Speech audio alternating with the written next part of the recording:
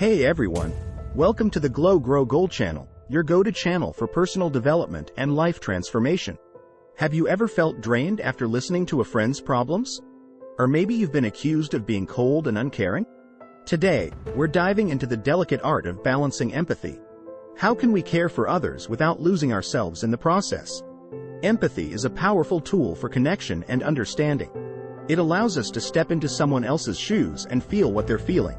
But like any tool, it can be misused or overused. In our interconnected world, where we're constantly exposed to others' experiences and emotions, finding the right balance of empathy is more crucial than ever. Let's start by exploring what empathy really means. It's not just about being nice or agreeable. Empathy is the ability to understand and share the feelings of another person. It's about creating a bridge between your experience and someone else's. When we empathize, we're not just hearing words, we're feeling emotions. But here's the catch. Empathy is a double-edged sword. Too much empathy can lead to emotional exhaustion and burnout. When we absorb others' emotions like a sponge, we risk losing our own emotional stability. It's like trying to save a drowning person without a life jacket. We might end up drowning ourselves. On the flip side, too little empathy can make us seem cold and uncaring. It can damage our relationships and limit our ability to connect with others. In a world that often feels divided, a lack of empathy can contribute to misunderstandings, conflicts, and a general sense of disconnection. Finding the right balance is key to maintaining healthy relationships and personal well-being. It's about being there for others while also taking care of ourselves. It's a skill that requires practice, self-awareness, and sometimes a bit of trial and error. Let's dive deeper into the signs that you might be over-empathizing. 1. Feeling drained after social interactions. If you consistently feel exhausted after spending time with others, especially those going through difficult times, you might be taking on too much of their emotional load. 2. Taking on others' problems as your own. Do you find yourself losing sleep over your friend's job troubles or your cousin's relationship issues? This could be a sign of excessive empathy. 3. Difficulty setting boundaries. If you struggle to say no or find yourself constantly available to others at the expense of your own needs, you might be over-empathizing. 4. Neglecting your own needs. Are you putting off self-care or personal goals because you're too focused on helping others? This is a red flag for empathy overload. 5. Experiencing physical symptoms. Headaches, fatigue, or other unexplained physical discomfort could be your body's way of telling you you're carrying too much emotional weight. 6. Emotional contagion. If you find yourself easily catching the emotions of those around you, whether it's anxiety, sadness, or anger, you might be over-empathizing. 7. Difficulty distinguishing your emotions from others. If you struggle to identify which feelings are yours and which belong to others, it could indicate an unhealthy level of empathy. If you recognize these signs, don't worry.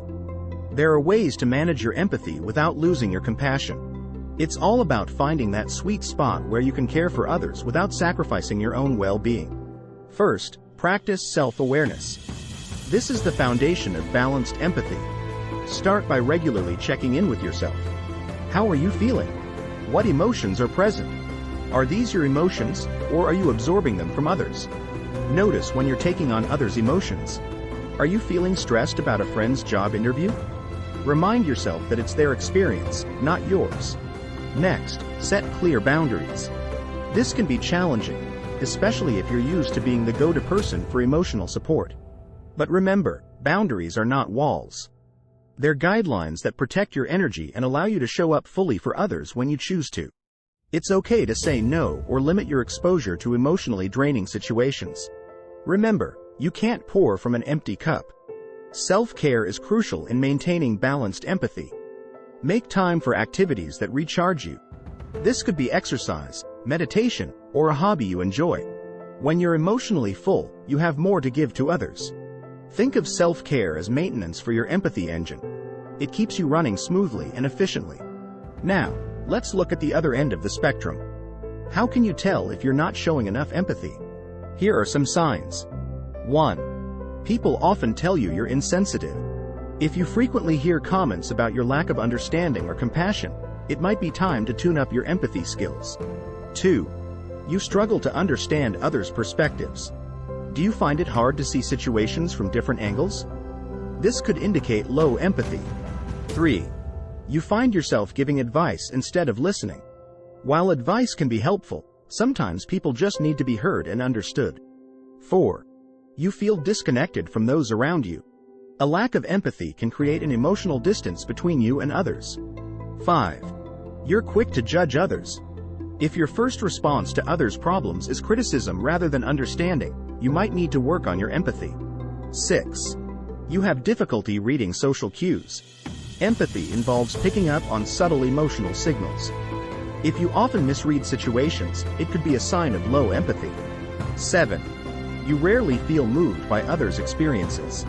If you find it hard to be touched or affected by others' joys or sorrows, it might indicate a need to develop more empathy. If this sounds familiar, don't worry. Empathy is a skill that can be developed with practice. It's not about changing who you are, but about expanding your ability to connect with others. Start by actively listening. This means focusing on understanding, not just responding. Try to see the situation from the other person's point of view.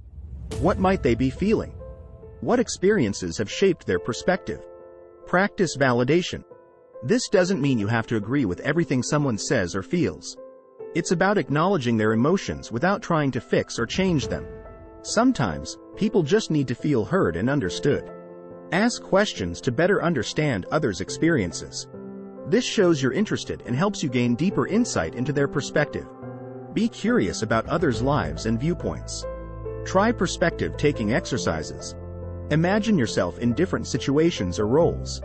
How might you feel? What challenges might you face? This can help build your empathy muscles. Remember, empathy isn't about agreeing with everyone or taking on their problems. It's about understanding and acknowledging their feelings. It's a way to build bridges between different experiences and viewpoints.